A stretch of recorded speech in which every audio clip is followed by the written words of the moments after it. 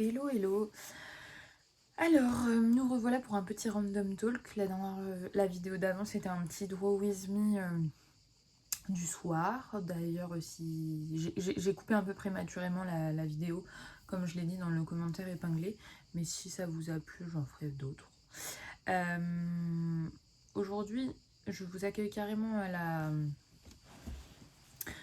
au saut du lit, on va dire. J'ai même pas fini de boire mon café et actuellement vous êtes posé en équilibre sur une Doc Martens, donc on est toujours sur quelque chose d'expérimental. Je suis toujours aussi ébouriffée, mais ça, comme on a accepté que c'était la DA, finalement je peux carrément filmer au réveil, ça ne fait pas tâche. Et oui, je suis encore dans mon pyjama. Voilà, allez, let's go. C'est pas grave, c'est ma direction artistique. Avant de commencer cette vidéo, j'avais envie de faire un big up à Benji 4878, quelque chose comme ça. Merci pour ton doux commentaire sous l'une de mes dernières vidéos qui disait pour citer oh punaise ce franglais, ces anglicismes. Alors déjà assez sidéré qu'avec 40 abonnés je puisse avoir des haters, mais surtout j'avais envie de te dire Benji, ne regarde pas, ça ne me dérange pas. Voilà, c'est tout. En fait, au début, c'est marrant parce que j'allais pas du tout partir sur ce sujet-là, mais parlons-en. J'allais vraiment me justifier en mode oui, j'estime que je travaille quand même mon vocabulaire en français, et c'est vrai que j'ai plein d'anglicismes dans ce que je dis quand je parle, mais j'estime que de toute façon, aujourd'hui, les anglicismes sont très présents dans notre culture linguistique et populaire, et puis d'abord nana, et en fait je commence à partir là-dedans et après j'étais là, mais non, en fait ici c'est ma chaîne, donc en fait si j'ai envie de parler du franglais je le fais en fait. Qu'est-ce que ça peut bien te faire Benji 4878? Je ne t'ai pas forcé à regarder, si ça ne te plaît pas ne regarde quelqu'un qui parlera la langue châtiée de français de Navarre. Bon bref, passons. Oh là, j'ai tapé dans mon espèce de support de fortune. Si on arrive jusqu'au bout de la vidéo, ce sera beau. D'ailleurs, ça me fait penser à un autre truc que je voulais dire, c'est que je vois que je suis déjà en train de me reprendre un peu la tête enfin j'en avais déjà parlé je crois dans le dernier random talk, mais j'étais vraiment en mode, je sens que je suis déjà un peu plus en quête du setup, que je suis déjà que j'ai déjà perdu ce petit grain de spontanéité. Autre parenthèse pour dire, j'espère que comme moi vous entendez les cigales dehors, parce que on est tout près de la fenêtre et je les entends, c'est très agréable. Donc si ça vous fait un petit fond et que vous les entendez, tant mieux. Sinon, ben désolé, dommage pour vous. Mais bref, oui, effectivement, je sens que j'ai déjà commencé à perdre un peu de cette spontanéité. Bon, je dis ça alors que je filme en pyjama et que j'ai des cheveux qui font des formes géométriques. Donc en fait, bon, toute proportion gardée comme on dit. Pourquoi il se met en veille lui? Ah non, c'est juste que la lumière a changé. Mais qu'est-ce qui se passe ici? Bon bref, les aléas de mon téléphone. Je sens que j'ai déjà perdu ce truc de la toute première vidéo où j'ai juste pris mon téléphone à bout de bras et que c'était hyper tremblotant et tout. Là j'étais déjà... Je vais m'étouffer. J'étais déjà en train de me demander... Enfin, me dire, ah, il faut que j'ai la bonne lumière ou je sais pas quoi. Enfin bref. Pas facile quand on fait un truc et qu'on commence à se prendre au jeu, de garder l'ADN du début, on va dire. Après, c'est à double tranchant en même temps parce que je me dis, bah, peut-être que c'est juste que je vais avoir une volonté d'améliorer la qualité. Donc voilà. Rentrons dans le vif du sujet. Aujourd'hui, il y a plein de trucs en fait dont j'avais envie de parler, mais j'arrivais pas trop à me décider sur le sujet. Donc je pense que on va voir comment ça vient. Alors enfin, oui, il y a un random talk que j'aimerais bien faire sur le marché du travail, la désillusion de mes études, etc. Mes études en général. À un moment donné, je voulais le faire sous format de podcast et inviter mes fellows, mes camarades avec qui nous avons traversé cette épreuve pour qu'on puisse partager ça sous forme de petites conversations. Mais comme là, du coup, je suis plus trop sur le format de podcast, ben du coup, ce sera pas pour tout de suite, parce que nous ne sommes pas à proximité physiquement, disons.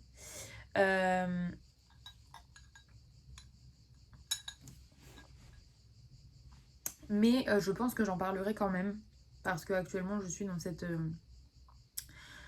recherche de boulot, pas parce que j'en ai envie. Et ça me fait prendre conscience de plein de choses, de la réalité du marché du travail et de voir qu'en fait, il y a un discours de base quand on est plus jeune, on va dire, et il y a une réalité qui est complètement différente, aussi liée à tout un contexte, je pense.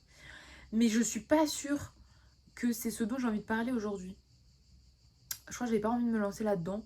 Aujourd'hui, le mood est un peu faiblard. Et du coup, je me dis que si je rentre dans cette discussion qui est un petit peu mon angoisse numéro 1 de France, je vais m'auto-trigger dans un mood encore plus mauvais et j'ai pas envie.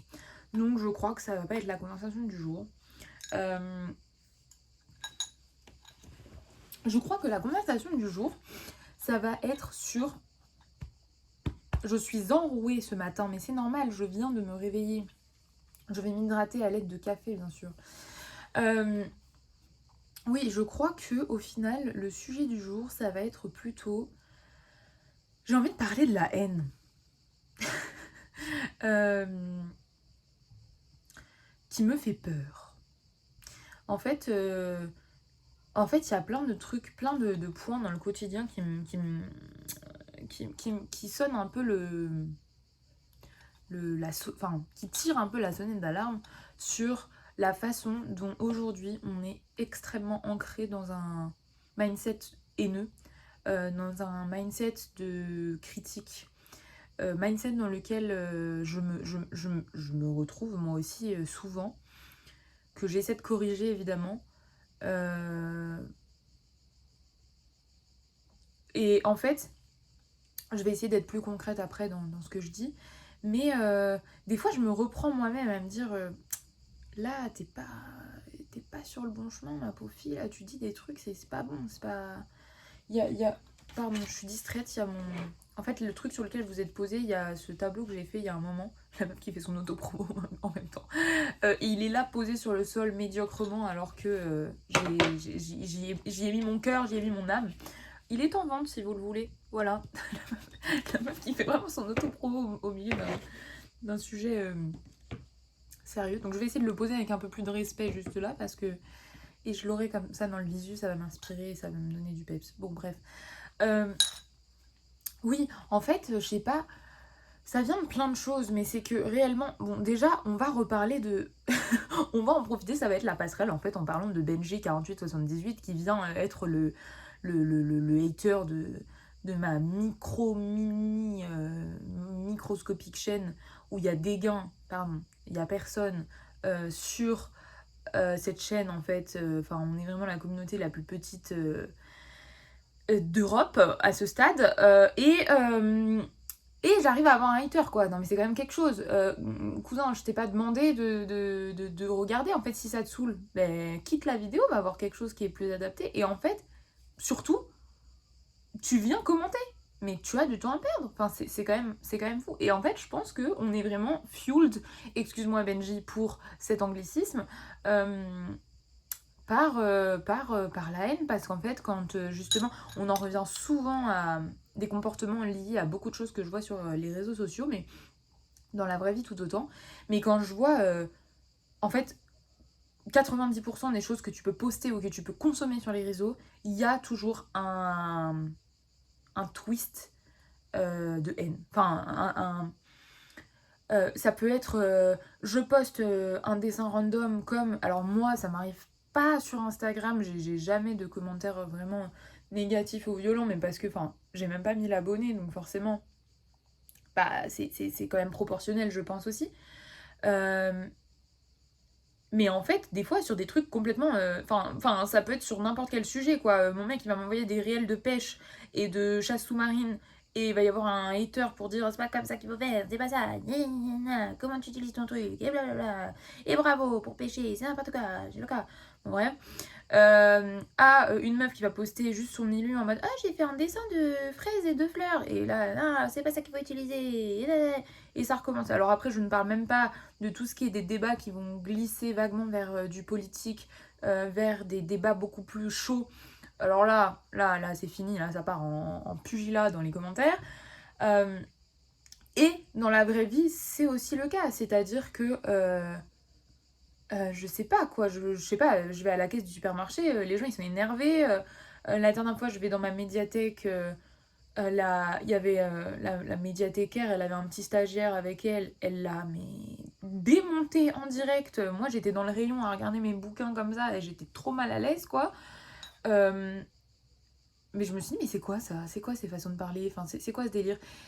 Mais en fait, je sais que moi-même, je ne suis pas irréprochable parce que je vais être la première à me dire que je suis dans le jugement, que je suis dans la critique, que va y avoir un truc qui va me chiffonner et que tout de suite je vais prendre ce chemin-là avant tout d'être dans, on va dire, la sagesse. Je vais d'abord prendre ce chemin-là d'être en mode ah ça m'énerve et ça c'est quoi ce comportement et blabla. En fait, je vais avoir ce truc d'aigreur naturelle. Alors je sais pas si c'est que c'est lié à ma personnalité, mais en fait.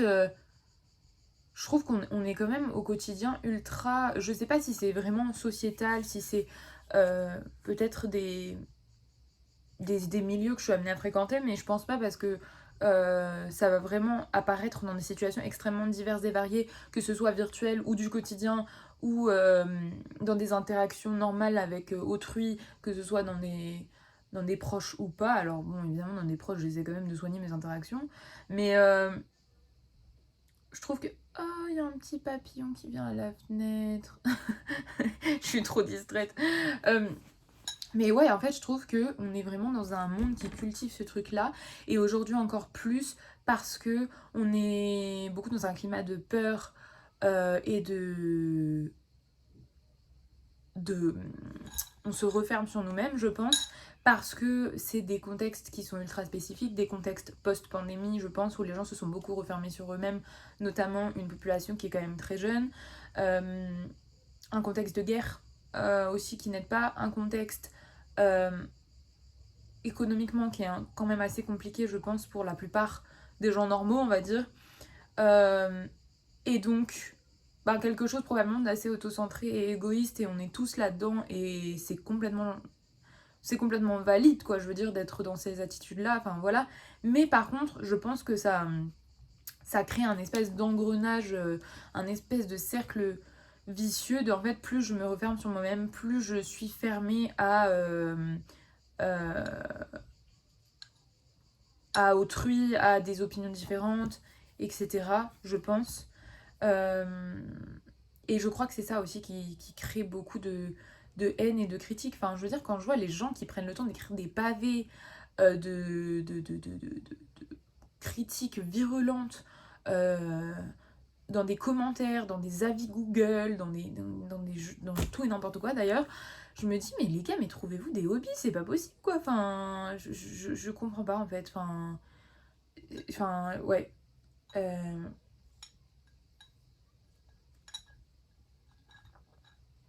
L'année dernière, j'ai souvenir, par exemple, anecdote, avec mon chéri, on avait un camping-car et on a habité dedans pendant tout un moment. Et on était sur une petite zone dédiée au camping-car, mais en fait c'était une espèce de placette qui était du coup avant pas une zone dédiée au camping-car, mais qui était en train d'être aménagée pour. Et de sources sûres, parce que c'était dans une ville que je connaissais très bien, où j'ai grandi, etc., on pouvait se mettre là. Ça avait été confirmé. Donc on s'est placé là avec le camping-car. On est en train tous les deux dans notre petit camping-car de manger notre petit repas délicieux, etc. Posé, on ne demande rien à personne. Et en plus on est garé dans une petite place vraiment un petit peu à l'écart, comme ça c'est super bien. On dérange personne. Et ben il n'y a pas un mec qui est venu taper comme ça à notre porte en fou furieux pour venir nous incendier en mode mais c'est ma place ici, c'est inadmissible de se mettre là, c'est à cause des gens comme vous qu'on raye des voitures. Enfin, le mec est parti en furie, mais j'ai jamais vu ça. Mais j'étais là, mais ça va pas la tête. Alors bon, bah, on s'est pas démonté. Enfin, mon copain surtout, lui, il était allé au front parce que c'était vraiment, enfin, vraiment, c'était carrément abusé. Mais en fait, enfin, je sais pas, suite à ce truc-là, je me suis dit, mais ouah, mais, mais le gars, il a de l'énergie à revendre pour être carrément dans ce truc de ah ben je vais y aller et je vais péter les plombs sur des inconnus parce que j'ai décidé qu'ici c'était ma place, alors que c'est pas des places de parking réservées ou quoi que ce soit. C'est juste que lui, je pense que le gars, tous les jours, il allait se garer là, ou je sais pas quoi, enfin, j'en sais rien, mais enfin je ne sais pas. Et du coup, je sais pas, en fait, des petits incidents du quotidien comme ça où les gens vont quand même être assez violents.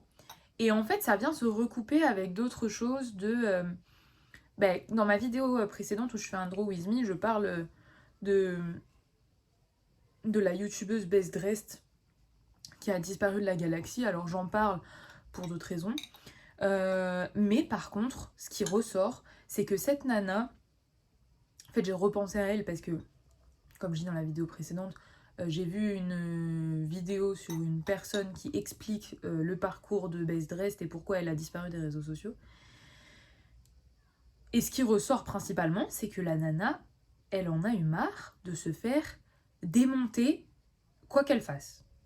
Et en fait, c'est quand même fou qu'une personne qui fait une montée fulgurante sur les réseaux, a des millions d'abonnés, gagne sa vie grâce à ça et bah, crée une carrière carrément, doivent complètement se reclure parce que les gens ne peuvent pas lui lâcher la grappe. C'est quand même un truc de fou. Et en fait, du coup, dans cette fameuse vidéo d'explication, remonte tout un tas de commentaires, tout un tas de choses que des gens ont pu lui dire. Et franchement, quand je voyais les commentaires et tout, mais j'étais atterrée, quoi. Je me disais, mais les gens, ils ont pas autre chose à faire. Je sais pas, mais laissez-la tranquille, quoi. Je sais pas, si ça ne vous correspond pas, ne regardez pas. Et enfin, sinon, mais laissez les gens vivre, quoi. Enfin, je sais pas pourquoi être tout le temps cet engrenage de haine, en fait. Je comprends pas. Et je trouve qu'aujourd'hui, c'est encore plus fort que ça a pu l'être parce que, effectivement, je pense qu'on est dans un contexte économique extrêmement pressurisant, qu'on est dans un contexte politique extrêmement pressurisant, que on a des questionnements. Moi, je vais parler plus pour ma génération du coup, mais moi, je suis la génération 90, alors fin 90, mais 90 quand même. Alléluia. Et je pense qu'on est une génération ultra charnière dans des modes de réflexion et dans un éveil aussi sur la qualité de vie qu'on recherche. Je pense qu'on n'a vraiment pas du tout le même mindset que nos parents et pas du tout le même mindset que les générations d'après, on va dire 2000, 2010, etc. C'est encore autre chose, mais que nous, on a été un petit peu la passerelle et que du coup, on est une génération qui est pleine de doutes, pleine de remises en question. Alors, je pense que c'est vrai toujours avant et c'est vrai toujours après pour tout le monde dans la vie en général, mais c'est vrai que des réflexions que je peux avoir, je les retrouve aussi beaucoup chez des gens de mon âge qui sont pourtant dans des contextes professionnels, sociaux, sentimentaux, financiers extrêmement différents du mien.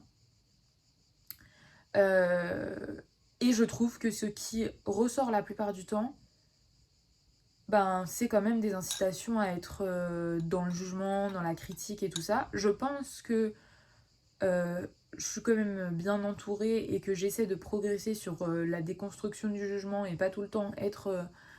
Enfin, c'est... Alors après, on est là-dedans ou on n'est pas là-dedans, mais il y a quand même des textes assez connus qui sont les accords Toltec où l'un des accords Toltec, c'est que ta parole soit impeccable, je crois que c'est. Alors moi, je suis pas ultra sensible à ça, mais donc je les ai lus quand même. Et c'est intéressant, je dois dire. C'est intéressant et effectivement, celui-là, que ta parole soit impeccable, j'y repense quand même assez souvent où je me dis, là, t'es pas impeccable dans ta parole, c'est vrai, tu n'es pas impeccable. Alors, ça sert à rien de se mettre une pression de zinzin parce que effectivement, on ne peut pas toujours être parfait et parfois on réagit aussi au sentiment et à l'instinct et des fois forcément il y a des choses qui nous chiffonnent et c'est de la colère qui va prendre le dessus, c'est de la haine qui peut prendre le dessus, c'est de l'énervement, c'est ou alors c'est parce qu'on est blessé dans son ego, ou parce que ça nous fait de la peine, ou j'en sais rien, il peut y avoir plein de raisons. Mais je trouve que naturellement, il y a une tendance assez forte à critiquer l'autre, euh, dont moi-même, comme je dis, je ne suis pas convaincue d'être pleinement sortie. Euh, et ça me questionne énormément. Ça me questionne énormément parce que je me dis, est-ce que c'est possible d'en sortir complètement, en fait, dans un monde où on va énormément s'exposer. Bah, c'est ce que je suis en train de faire tout de suite maintenant, en fait, en vous faisant cette vidéo. Donc, on va beaucoup s'exposer, on va beaucoup expliquer, raconter un peu toute notre life à droite à gauche, que ce soit sur Instagram ou sur je ne sais où, dehors ou à je sais pas qui ou je sais pas comment. Il y a ce truc-là. Il y a un climat général mondial qui est quand même assez délétère. Donc, comment on s'en sort en fait? Comment on s'en sort? Comment. Enfin, je veux dire, moi, des fois, je suis en mode. Ma quête ultime dans la vie, c'est vraiment la paix. Hein. Et je dis pas ça en mode je veux la paix dans le monde et tout, bien évidemment, je veux la paix dans le monde, mais je veux dire. Enfin, comme tout le monde, j'ai envie de dire. Enfin, j'espère. Mais ce que je veux dire, c'est moi, j'ai envie d'être personnellement dans mon corps, dans ma tête, en paix. C'est l'histoire de ma vie, quoi. Mais. Bon, je pense que c'est pas une quête s'exécute en 10 jours, quoi. Euh, toujours est-il que ça me questionne parce que je me dis comment faire. Comment faire. Alors évidemment, je pense que... Enfin, des fois, je suis vraiment en mode... Waouh, je vais aller me reclure dans une grotte et passer en mode moine bouddhiste parce que j'ai besoin de calme et en fait les gens me saoulent et en fait je me saoule moi-même et en fait je suis dans une société qui me saoule et je suis déjà fatiguée et je me dis mais merde j'ai 26 ans, je peux pas être une meuf aigrie à 26 ans, c'est pas possible, c'est pas normal, enfin je n'accepte pas cette réalité. Et j'ai envie d'aimer la vie en fait. Donc c'est vrai que euh, j'ai pas envie, enfin je veux dire c'est pas réaliste de me dire que je vais aller me reclure dans une grotte en ermite quoi, mais je me dis comment, dans ce monde qui est à toute vitesse, dans ce monde qui est bah, quand même assez anxiogène, quoi, on pourrait... on m'appelle, j'ai un appel, je vais bientôt couper du coup pour répondre à cet appel. Manon, si tu passes par là, c'est toi qui m'appelles, je vais te rappeler dans une minute, je finis, je clôture. Oui, dans ce monde un peu d'éco-anxiété totale et tout, dans ce monde politiquement compliqué et tout ça, je j'ai pas la réponse en fait. Je lance une question ouverte sur ça, sur comment être moins dans la haine de l'autre et est-ce que c'est réaliste de croire que on pourrait être un peu plus sage et un peu plus apaisé? Est-ce que ça a vraiment existé des tranches de génération où on l'était pas? Est-ce qu'on peut se dire ah ouais mais moi je me souviens entre 2005 et 2015 c'était pas du tout comme ça. Alors oui, c'est vrai, c'était pas du tout comme ça. Enfin, moi, je m'en souviens, même si j'étais assez jeune, c'était pas du tout comme ça. Mais est-ce que j'avais la maturité pour voir si oui ou non on était dans ce mécanisme-là? Probablement pas. Je me dis, est-ce que ça existe des époques où on était apaisé en fait? Je me demande, je me pose la question. Est-ce que peut-être que c'était pour d'autres raisons qu'on l'était pas, ou peut-être qu'on l'a été parce qu'il y avait, je sais pas, un contexte économique, enfin j'en sais rien, je ne sais pas.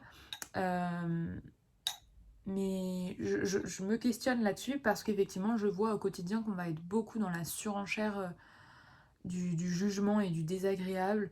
Et que ce que je vois justement sur les réseaux sociaux, et c'est ce qui m'a poussé à m'en éloigner, me fait de plus en plus peur. C'est-à-dire qu'il y a beaucoup de contenu négatif, même dans des domaines extrêmement légers, dans des domaines qui ne le sont pas encore plus, mais même dans des domaines où tu te dis, je vais sur Insta pour prendre un petit shot d'inspi, de couleurs, parce que Internet, mine de rien, c'est un outil formidable où on peut avoir plein d'inspiration et où on peut bah, trouver des choses qui nous plaisent si on fait bien le tri.